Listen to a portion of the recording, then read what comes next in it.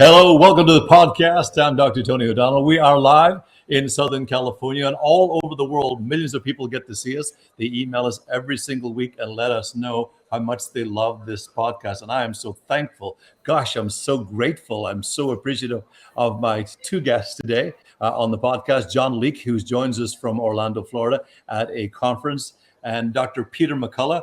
Now, that sounds like a real Irish name, and I know it is. I'm an O'Donnell, I'm an McCullough. We could be the law firm of O'Donnell and McCullough. So Dr. Peter McCullough and John Leake joined us right now. They're on the road. Thank you, gentlemen, so much for joining us this beautiful Saturday here in Southern California. We are thankful and, again, so grateful to get to do this wonderful work. You guys have a wonderful new book out, which I just want to mention right off the top. It's called Courage to Face COVID.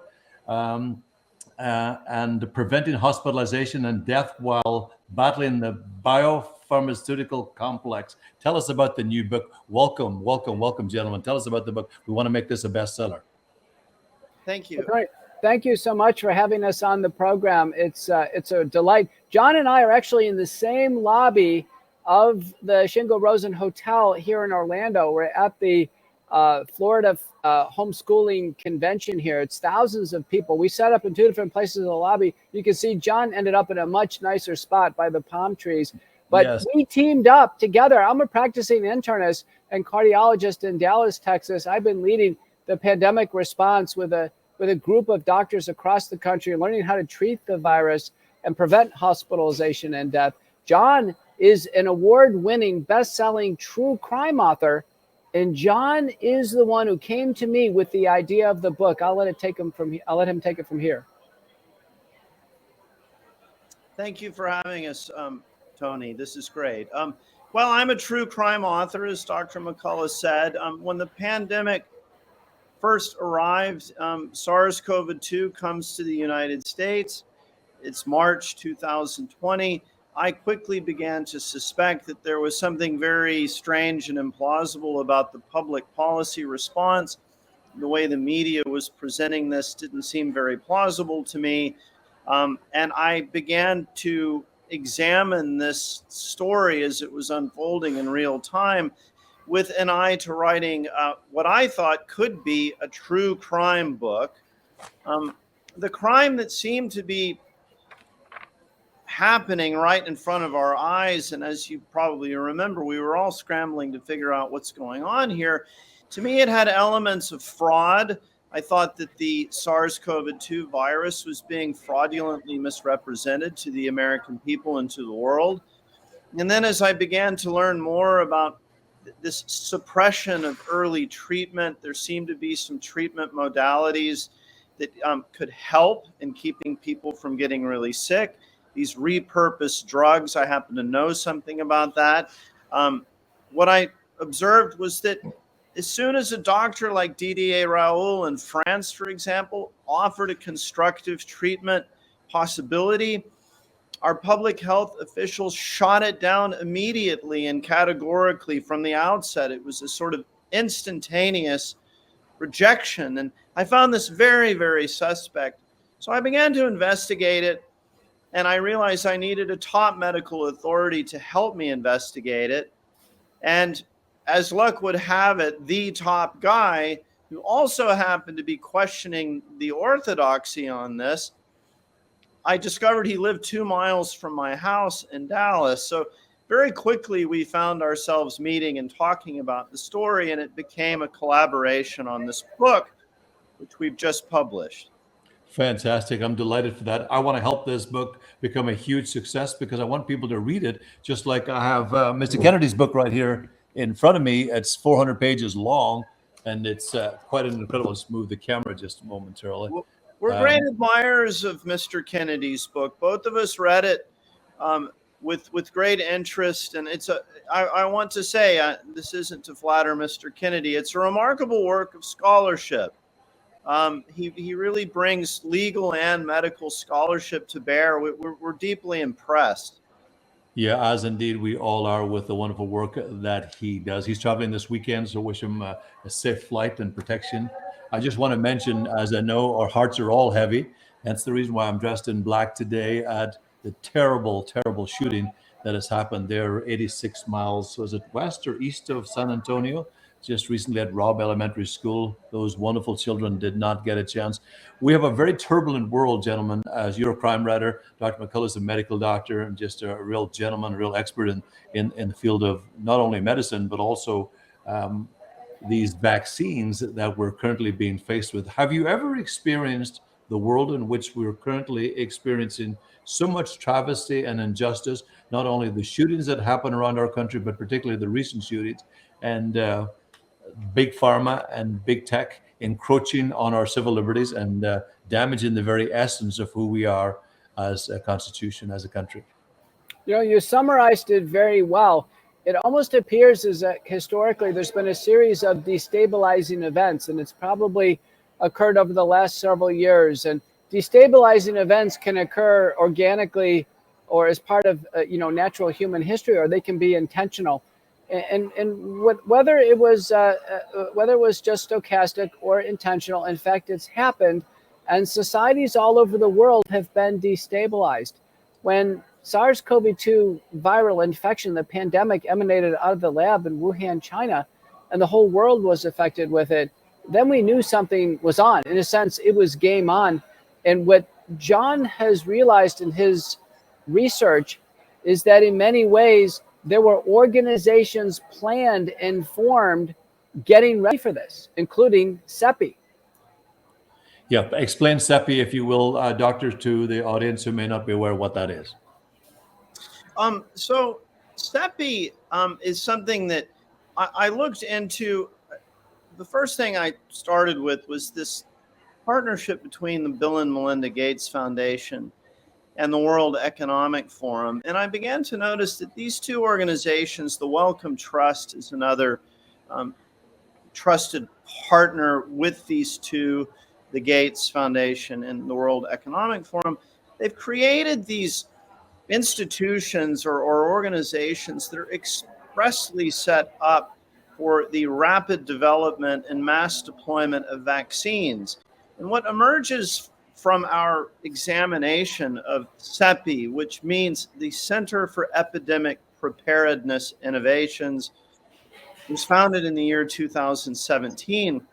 CEPI is actually published and distributed a business plan in which it explicitly states another infectious disease pandemic is imminent.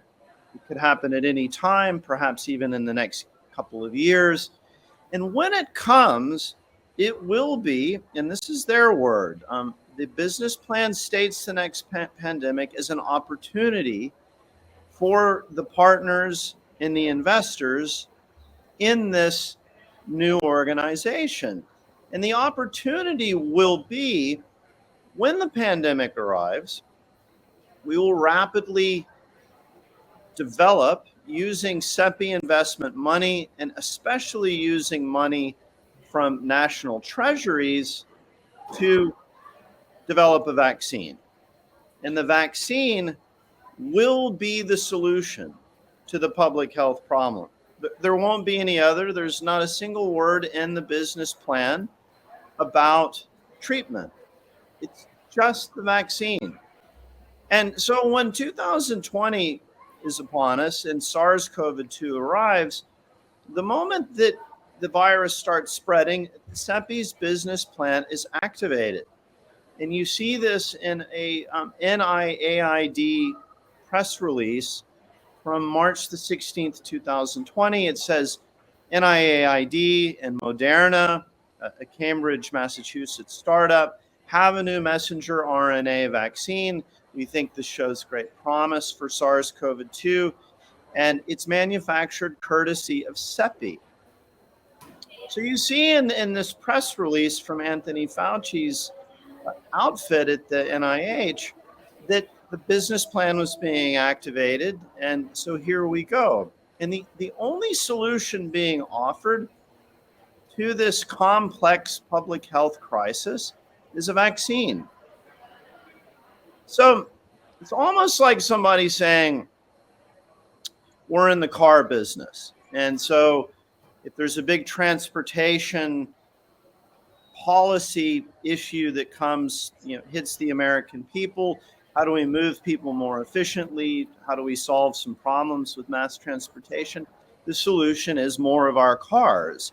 And as strange as that may sound, I think it's really that straightforward of a proposition. What we're looking at is the execution of a business plan. Yeah, well explained, John. Thank you for that. Dr. McCullough, I know that you're getting a lot of pushback for what you're doing. You're a medical doctor.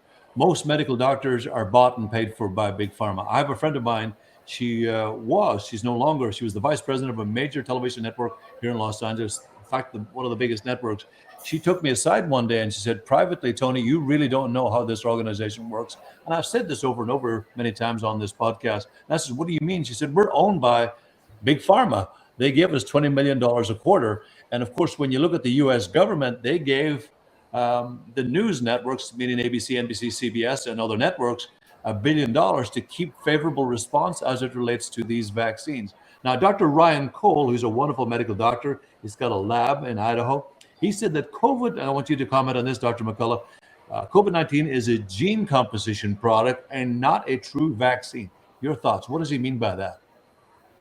The US FDA classifies the Pfizer, Moderna, and Johnson & Johnson vaccines, so messenger RNA for Pfizer, Moderna, and adenoviral DNA for Johnson & Johnson, and you could include AstraZeneca as an adenoviral product as well. The FDA classifies them as gene transfer technology platforms. They transfer genetic information into the human body. So for the first time in medicine, we're not giving an antigen, we're not giving a protein, we're not giving a live attenuated virus or a killed virus. We're actually giving genetic information. And I think the disturbing realization is that what we're giving or what those who are espousing these vaccines are administering is the genetic code for a dangerous and actually lethal protein that was manipulated and devised in a biosecurity level 4 lab in Wuhan, China. So 80% of Americans have actually taken the genetic code for a potentially lethal foreign protein. It's incredible. You know what bothers me, John and Dr. McCullough, is that so many people lined up to get an experimental, that's the word I want to focus on, an experimental vaccine.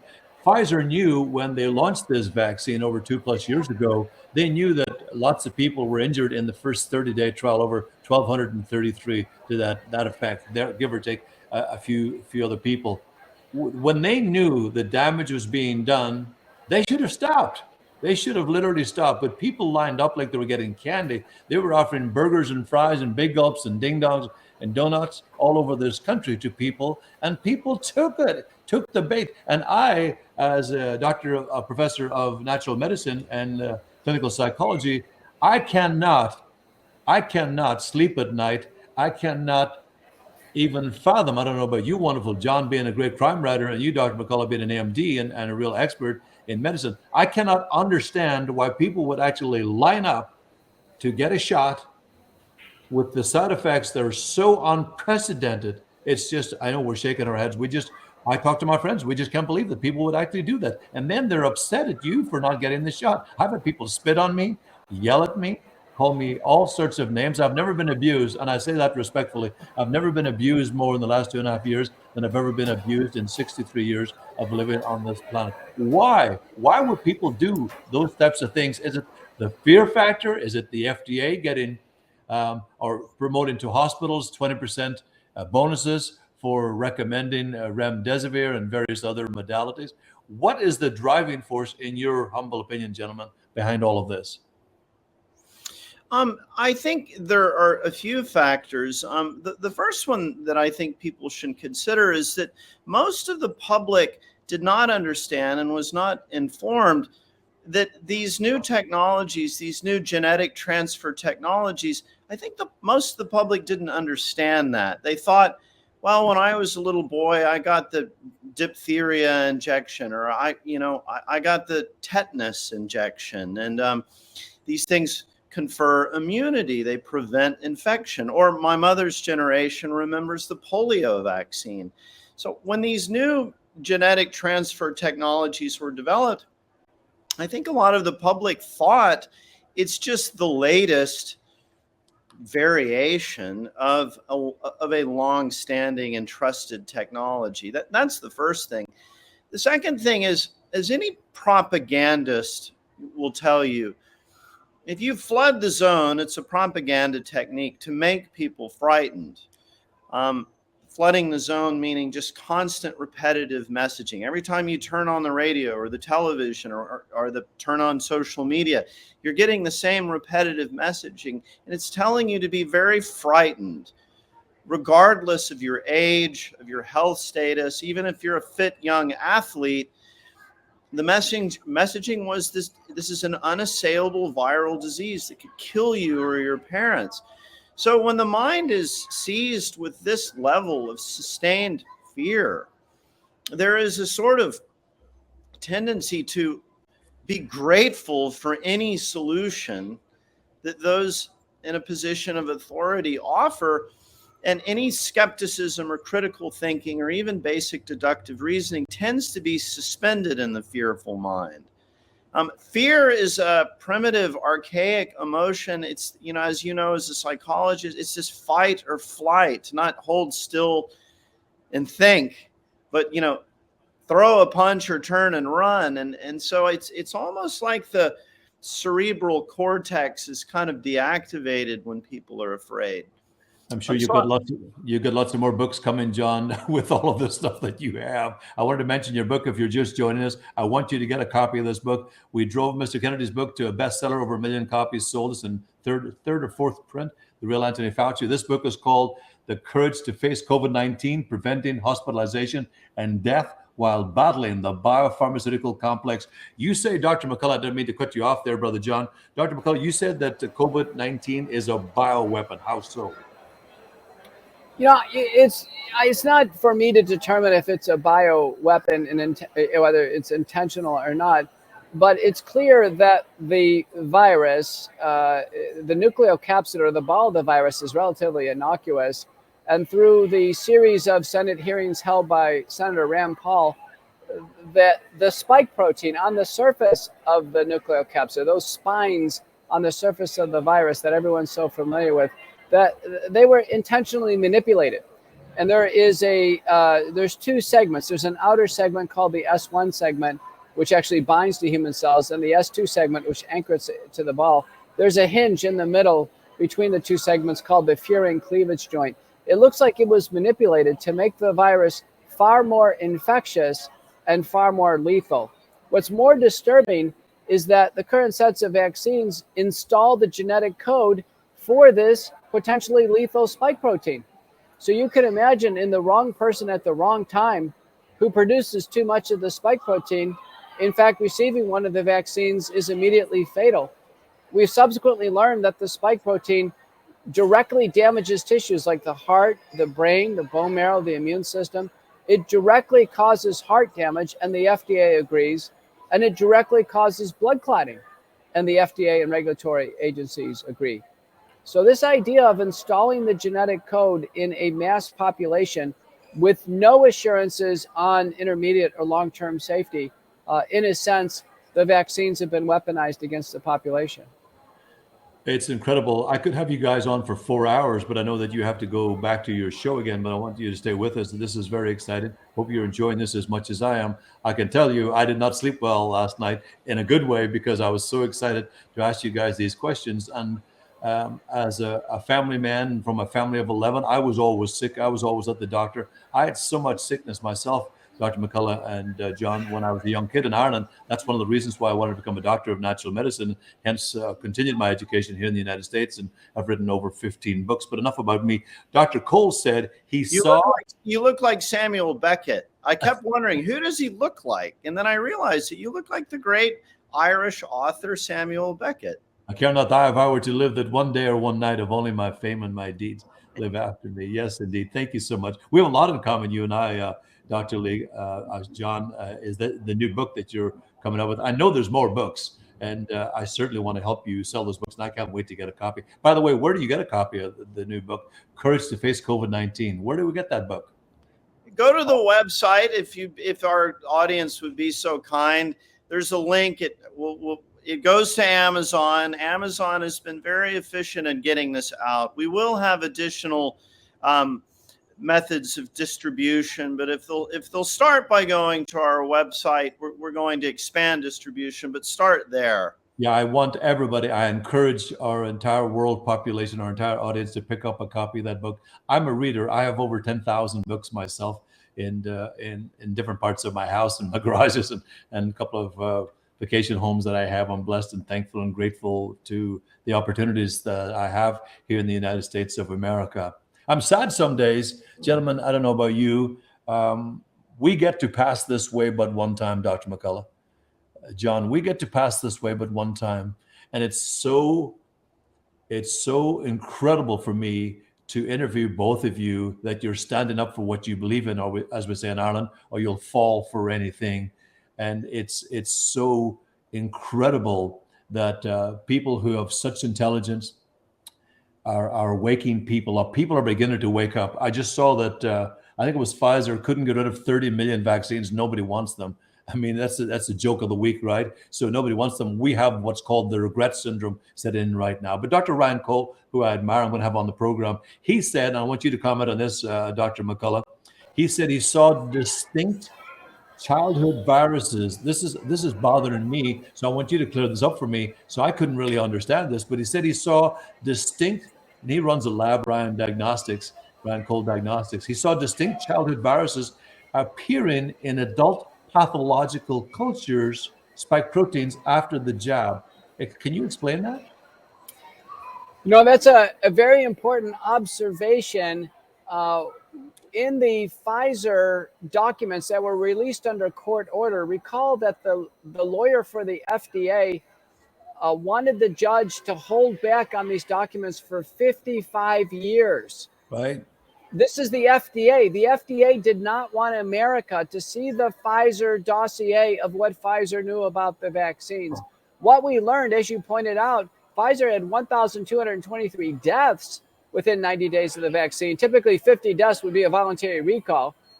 And they logged 1,291 special adverse events of interest, actually new diseases. And many of them had to do with autoimmunity or changes in the immune system.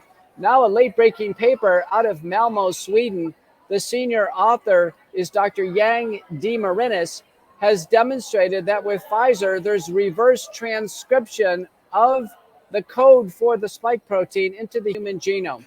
They demonstrated 444 middle base pairs, what's called the PCR amplicon, clearly got installed.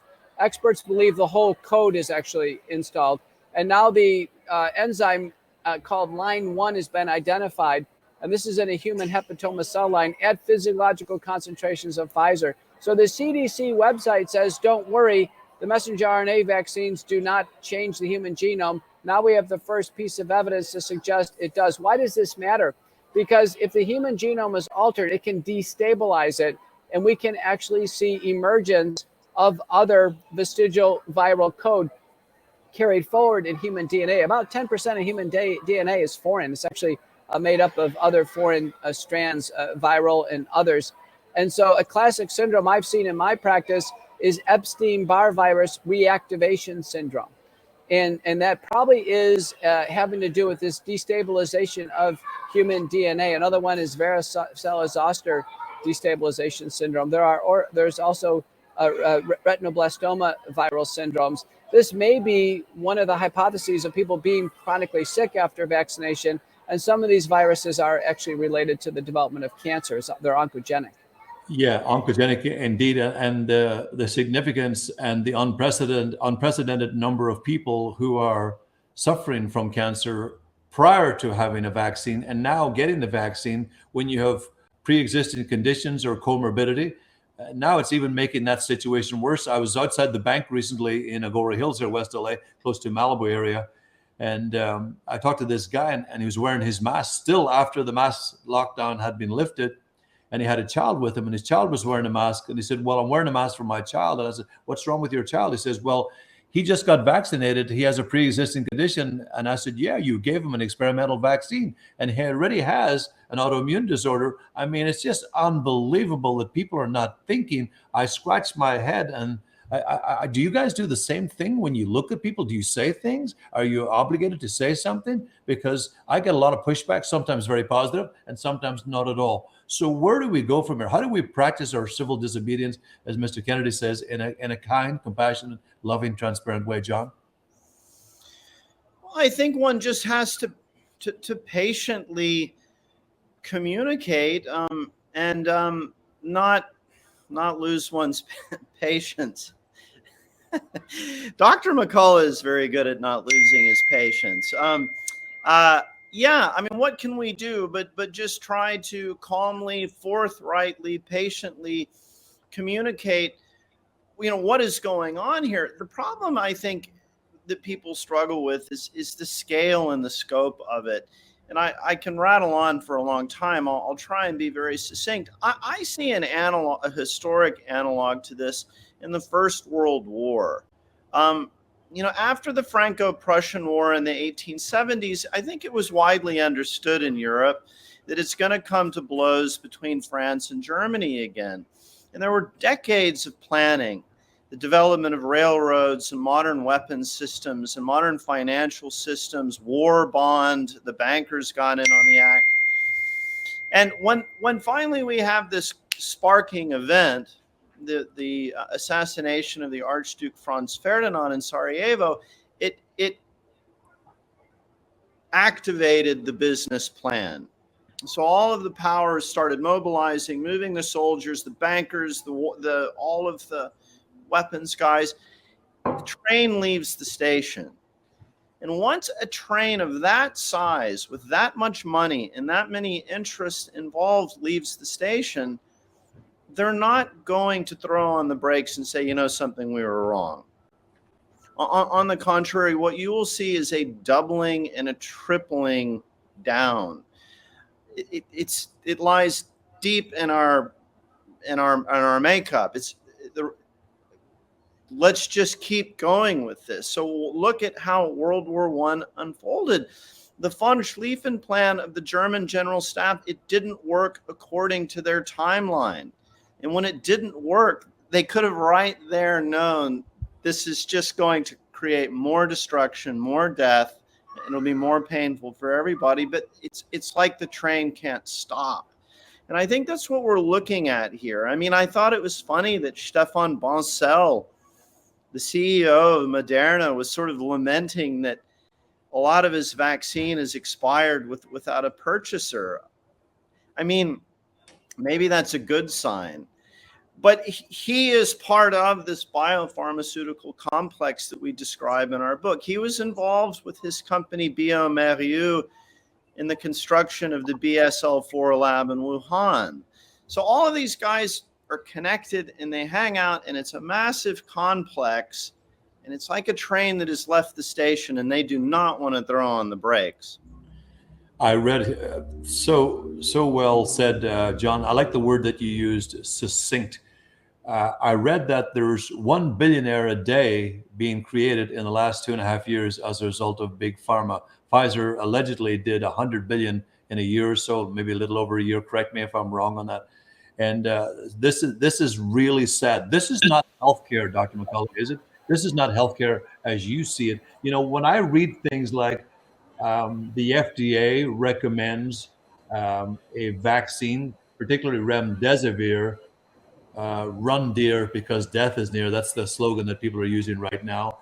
The child must be 28 days old and a minimum weight of 7 pounds. To give that to a new child whose brain hasn't really formed yet, or not formed yet, and whose immune system is just adapting to his or her environment, it must drive you crazy, Dr. McCullough, does it?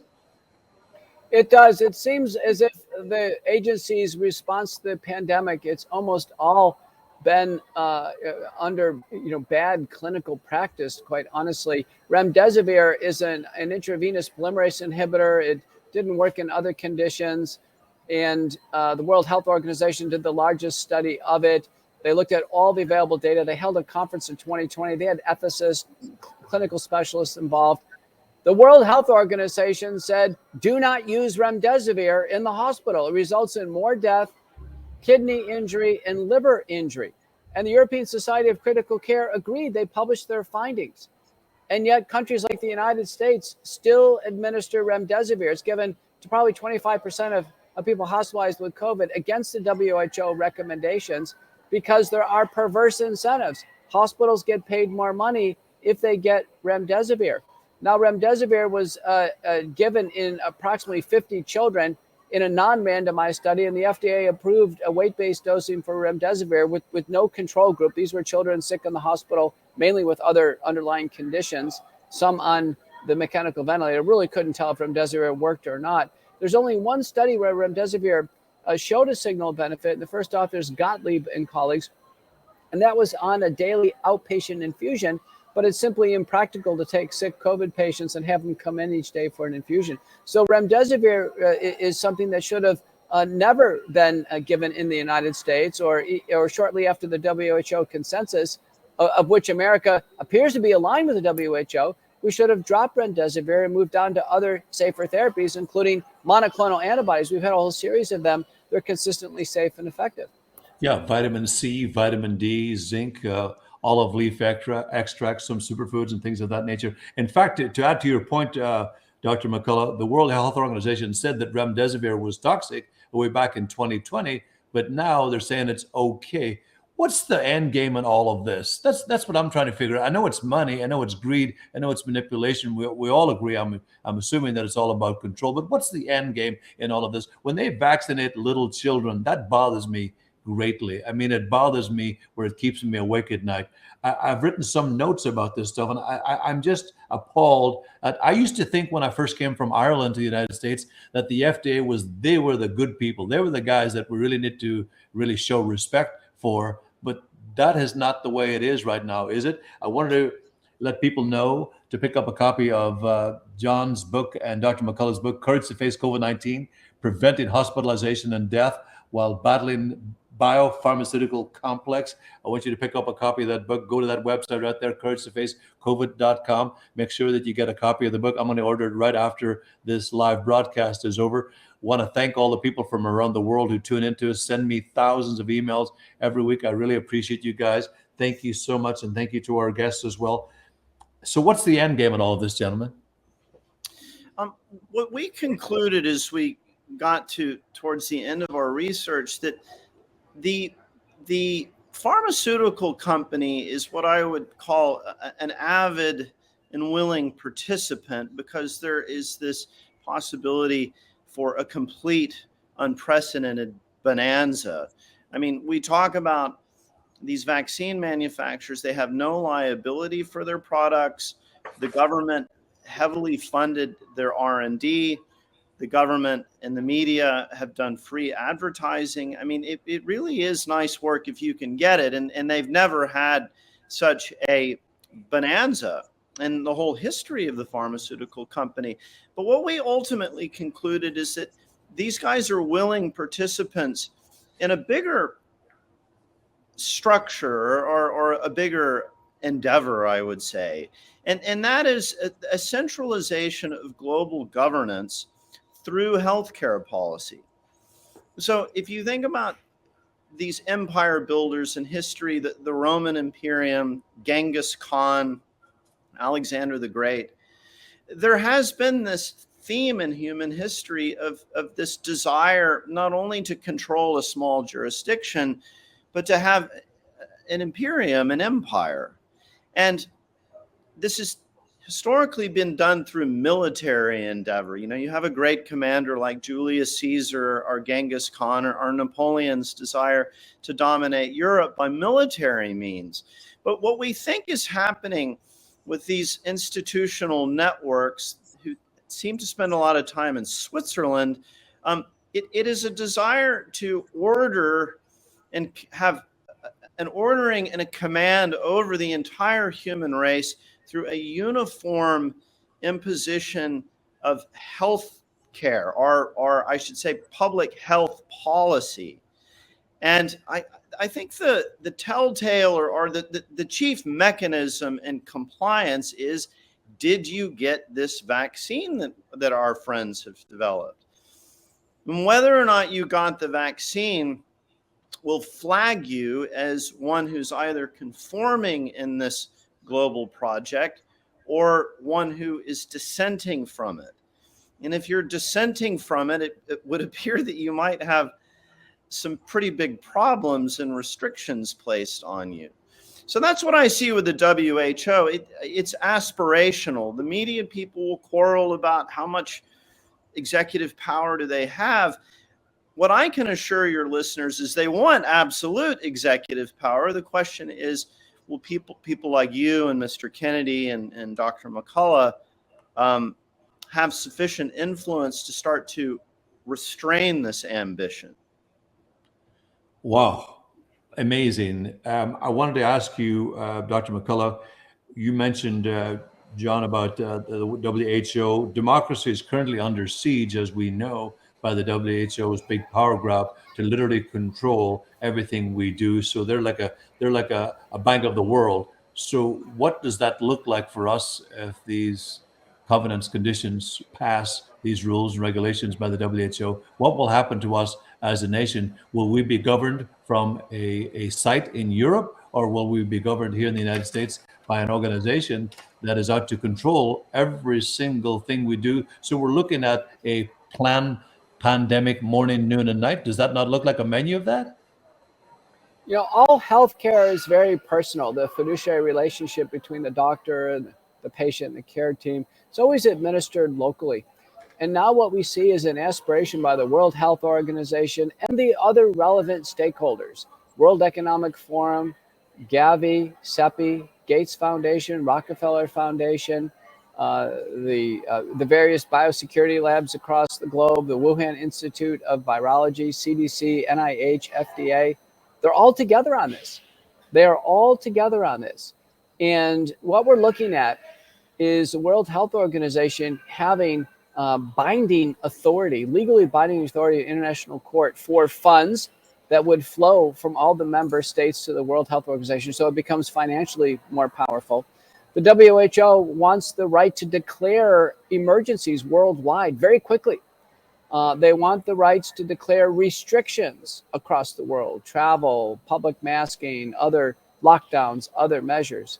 And very importantly, they want the trigger for worldwide mass vaccination. We're already seeing a trial run of this with monkeypox, the orthopox viral infection, of which there's several dozen, several hundred cases a year. In 2019, there were papers, one published by Beer and colleagues, the other one published from the UK, Simpson and colleagues. They were planning, they had summarized the literature for monkeypox, and they were planning for a response. And then lo and behold, there's a case in Dallas last year in the summer of 2021 of monkeypox. A man who came from Africa, went to Atlanta, Dallas. He had lots of different contacts, and he's finally hospitalized. I think mainly to because it's a new illness. He wasn't particularly sick. He receives the tecovirimat, TPOXX, the appropriate therapy, is resolved, no threat to his life. But importantly, the CDC publishes its findings April 22nd of 2022 in the MMWR. And this man had dozens and dozens and dozens of contact when he was sick with these large pustular vesicular lesions on the arms, legs, and palms. You can't mistake somebody who has it. And he didn't spread it to a single one. The virus does not transmit readily. The thing I noted about that report is in the CDC MMWR, there's over 30 authors, and they're called the monkeypox response team. So I'm telling you, there was planning for a monkeypox response. Our CDC is now involved. And sure enough, a planning exercise that was held by the Nuclear Threat Initiative, a think tank out of Washington, and the Munich Biosecurity Group had planned for a monkeypox outbreak. They did the planning session in March of 2021. And sure enough, the release date was May 15th of 2022, just 7 days ahead of the World Economic Forum meeting in Davos and the WHO meetings. This was planned. And sure enough, now the news cycle is popping with monkeypox announcements.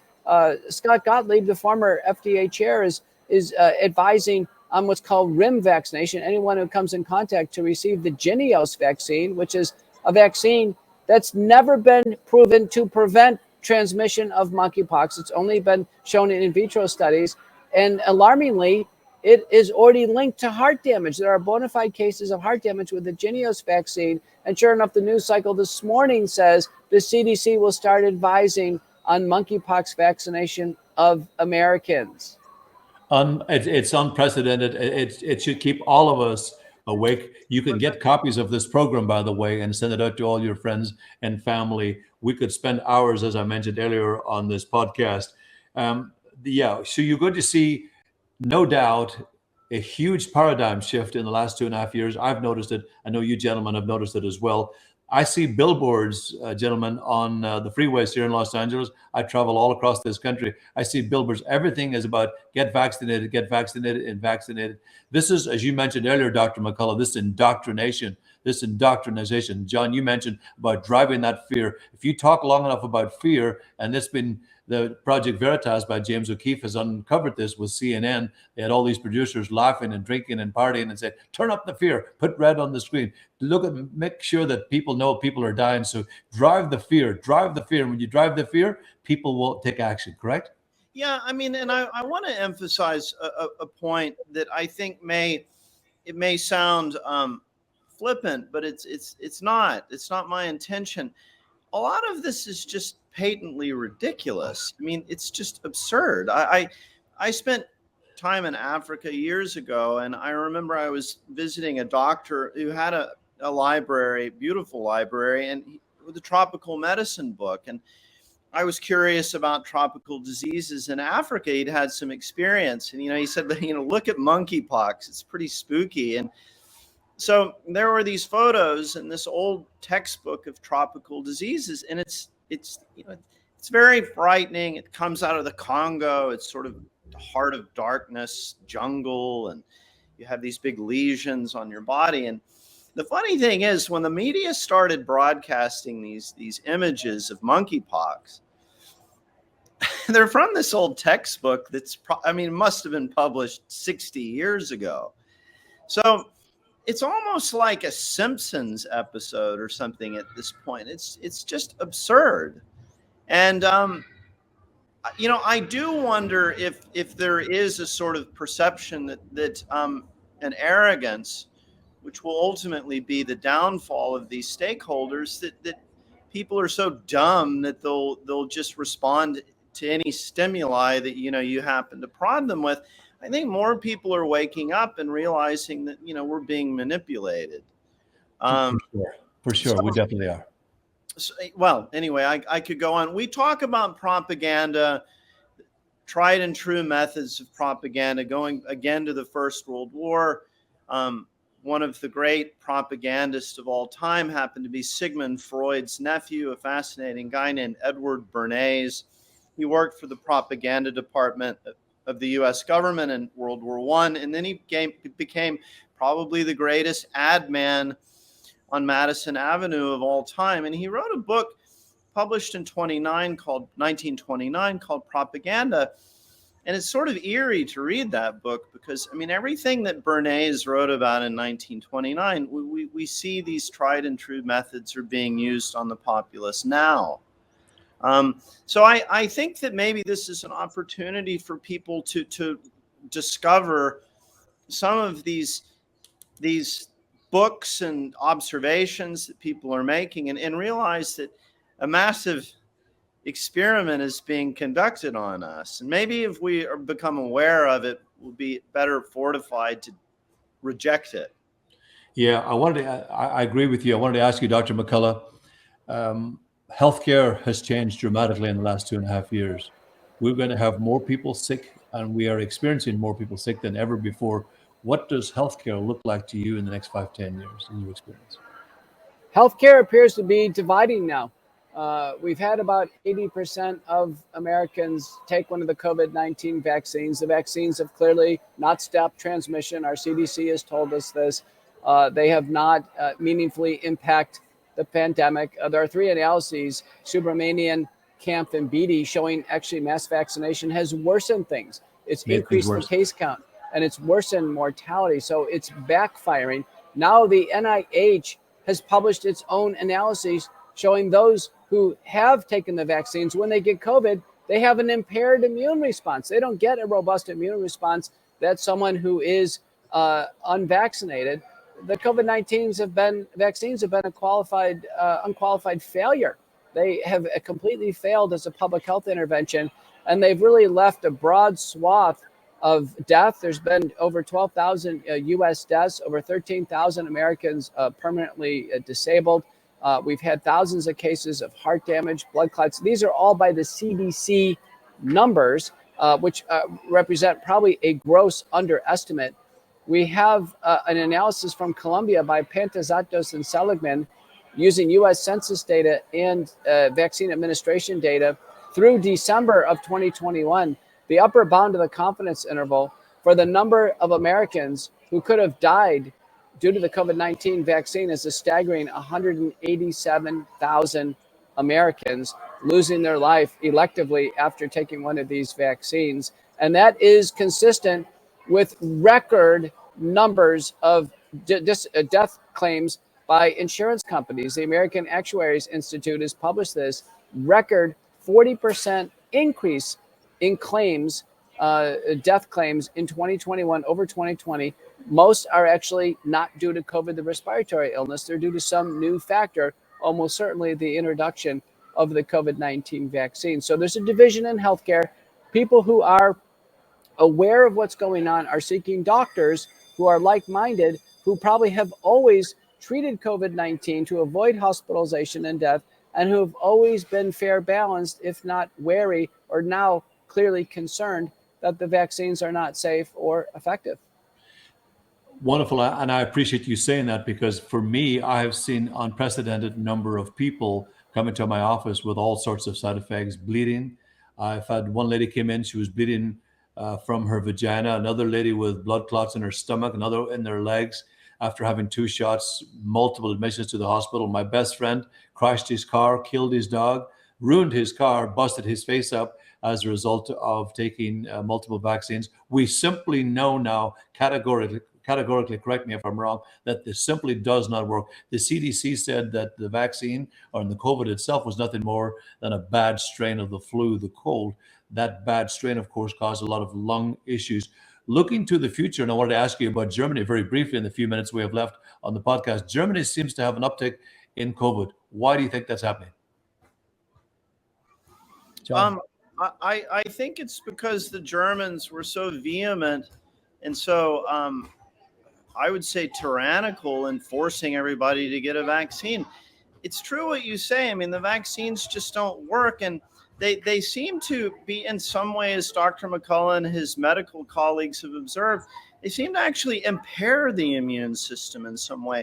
A point that I like to make as someone who studied scientific history is that anytime you rapidly, in this case, it was warp speed, it's almost like Star Wars or something, create a novel technology that interrupts or in some way modifies the balance of the human organism, which is a lot more complex than I think we realize. Medical doctors and scientists, every generation, you read scientific history, they always overestimate their knowledge of all the fine details of the organism, and the immune system is very complex.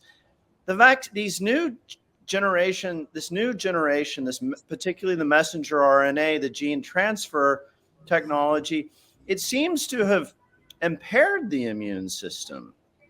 And so what we see happening in Germany would correlate with that perception, that this massively vaccinated and boosted nation of people is actually having the irony of ironies or paradoxes, higher levels of COVID. What happened to Germany is very tragic for me. I love the German country and its culture and its language. I lived over in that part of the world for many years. I was just astonished that after what happened in the 30s and early 40s, that this similar aspiration of state power unchecked by citizens' rights, that it could happen again. But so it is. That's what we're looking at now. Yeah, thanks for sharing that, John. I appreciate that. You guys are such intellectuals, and I'm so glad that you took time out of your busy schedule there in Florida, that conference. Dr. McCullough, I get asked all the time, and we only have a few minutes left on the podcast. Wish we had more time. I get asked all the time because people are so scared when they come to my office. They call me. They're literally freaking out and shaking uncontrollably. They want to understand what can they do because these spike proteins are causing clots. And as you know, clots can go to the heart and literally kill you. That's what happened to my brother back in my native Ireland. He didn't smoke, but he was overweight. But he had a clot and literally went to his heart, and he was gone in seconds after asking a nurse for a routine checkup. He was asking the nurse for a cup of tea. These spike proteins are really, really dangerous. Tell us very briefly what one can do. This show is called The Solution. What one can do to maybe force or mitigate the clots itself, these spike proteins. You know, the long COVID or post-COVID syndrome and now the vaccine injury syndromes are almost it's very similar and pathogenically related to persistence of the spike protein. We now know the messenger RNA in a paper shown by Rolkin and colleagues from Stanford, published in Cell, that the messenger RNA is in the body for at least 2 months, if not longer, after each shot. It's stuck in the lymph nodes.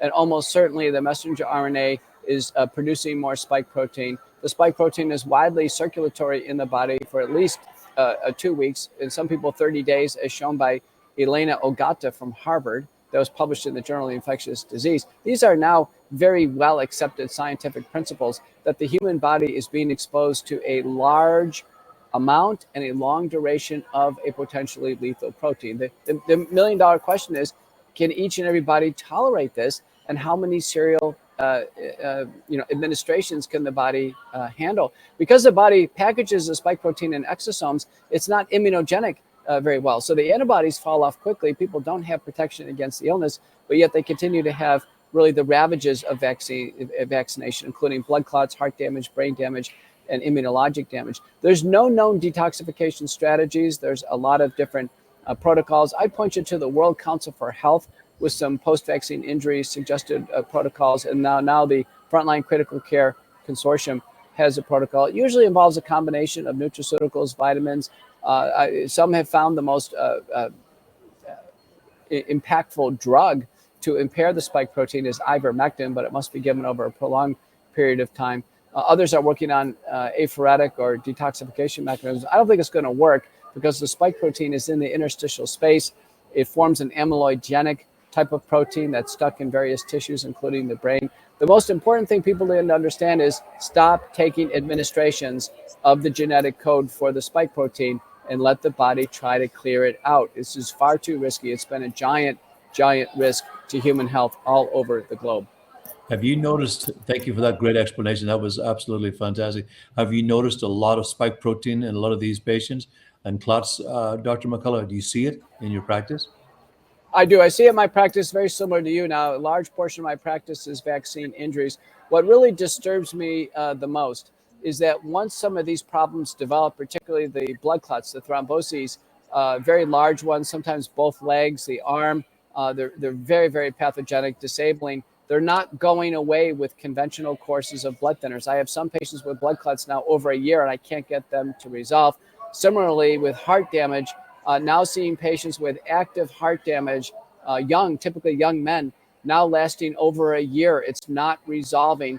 And the published literature demonstrates that, in fact, Jenna Schauer in 2 papers in pediatrics has demonstrated that the heart damage does not resolve afterwards. This couldn't be worse news for parents who are trying to manage this ill-advised vaccination of children. Yeah, and I see professional athletes that I follow sports. The Champions League final is on today, Liverpool and Real Madrid. And one of the players who used to play for Arsenal, he switched to Barcelona. He has lesions in his heart.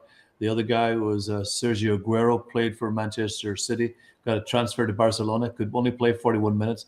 He went down with chest pains. Michael Eriksson collapsed, flatlined on the field. They brought him around. I see this happening all the time. Top cricketer in Australia, he died. He said he was on a juice fast.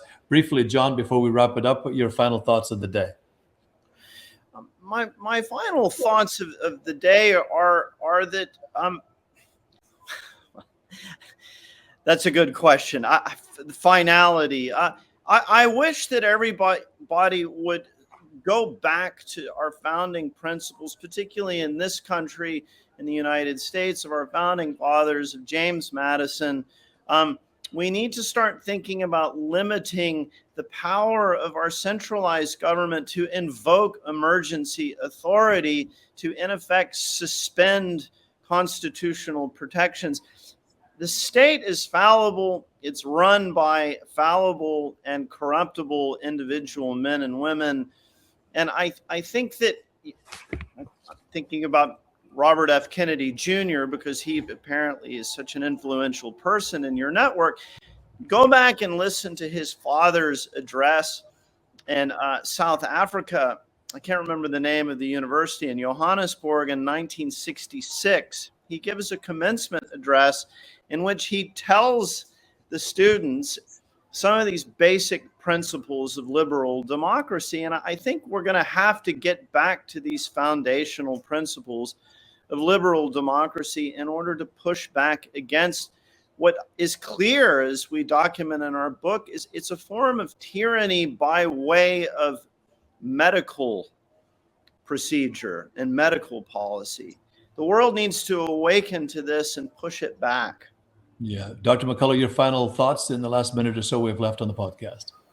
We've covered a lot of territory. I'd encourage the listeners to go to couragetofacecovid19.com and couragetofacecovid.com and pick up a copy of our book. It is a work of nonfiction. It's written by a best-selling author who's the best in the business. I did the medical aspects of it. It chronicles not only what I was observing and what I was trying to do, but doctors in my circle in France, elsewhere across the United States. It, I think, precisely captures what happened in the interactions with the White House, the U.S. Senate, historic U.S. Senate testimony. It ends with my address to America on the steps of the Lincoln Memorial. And it can't be any more clear. We're under siege. We're under a giant psychological operation being performed worldwide. It's through mass vaccination, and it is a debacle. And immediately, everyone should reject this. And the whole program falls if everyone would reject mass vaccination. I really appreciate that. I just read very briefly, Dr. McCullough and John, that Big Pharma are forcing doctors to write more prescriptions, and they're giving them big bonuses for doing so. I mean, that's illegal, right? We document some precedents of pharmaceutical company corruption and perfidy in our book, the most notable one being the OxyContin fiasco. There was truly a magisterial book that was published about this in 2021 in the midst of the COVID pandemic called Empire of Pain. I recommend this. It is a clear precedent for what we've seen with the suppression of early treatment and this mandatory mass vaccination, with the harms of a pharmaceutical product being systematically obscured. So we document this. I think if the reader checks it out, Mr. Kennedy's book is a sort of encyclopedic work of scholarship. Ours is more in the style of narrative nonfiction. So I think the two books are companions with each other. Absolutely. Twins. Can't wait to read it. Thank you, gentlemen, for being with us on the podcast. Thank you for taking time out from your busy day. Great information. Courage to face COVID-19, preventing hospitalization and death while battling the Bio-Pharmaceutical complex. John Leake and the wonderful Dr. Peter McCullough. Pick up a copy of that book. Thanks to Naomi. Thanks to Riley. Thanks to Sawyer. Thank you for tuning into the podcast all over the world. We appreciate you. And thanks, guys, for producing the program, Dr. McCullough and Mr. Leake. John, of course, they're from Dallas, Texas. Thank you guys so much. Have a blessed and beautiful afternoon. I just wanted to say I so appreciate you. I just wanted you to know that I spent a lot of time gathering so many notes, literally preparing, because I don't just show up. I like to prepare. And when I have professional people and educated people such as yourselves on the podcast, I wanted to give you the most amount of respect and decency and honor that we should all afford to each other. As I mentioned earlier, we get to pass this way but once. We've got to do good for one another. We've got to stand up for what we believe in, or we will fall for anything. Thank you, guys. Have a blessed and beautiful afternoon there in Florida. Wish I was with you. It's a little overcast today in Los Angeles, but nevertheless, it's It's delightful. I'm off to get myself a organic cappuccino. Bless you guys. You're probably going to have some coconut water there in Florida. And thanks again, Sawyer and Riley and Naomi, for engineering this podcast. I so appreciate you guys. And don't forget to pick up that book. I'm going to order one right now. Thanks, guys. God bless you. Have a nice weekend. I'd like to have you back again soon. Bye-bye for now. Thank you, Tony. Thanks, Tony. Thanks, Tony.